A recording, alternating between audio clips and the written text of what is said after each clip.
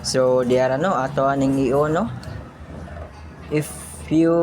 150 mo ning tatak man iyang change oil change kay bag-o palagi yung change oil na ho. Ato ni i-reset atong wad-o ning oil change mo ni ang dagan 3,157 nya kani siya ato ni i-reset para mawa ning oil change ang tatak kay Prismil may ang dagan lagi kana atong wad-o ng oil change ato anang ato na i-op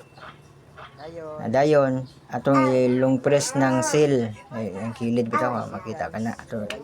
nang ilong press ay on dayon na mo blink na siya ang blink dayon mawala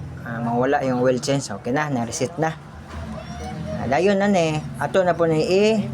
isit na to nig 3,000 dagan na to sa 3,157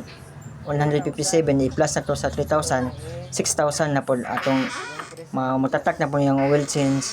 og 6,000 ang dagan ato ni reset no atong ilong press ning adjust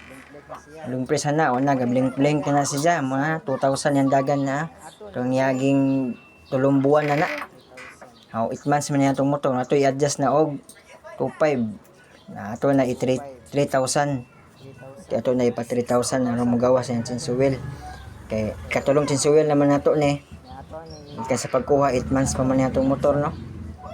na 3,000 na okay na ato na ni i-send ato ni sa ilong press ng duha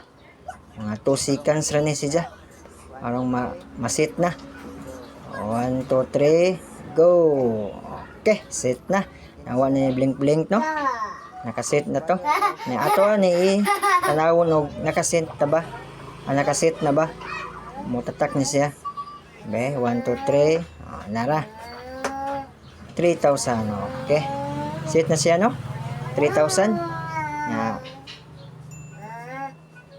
mo gawas yung oil change mabot na po siya og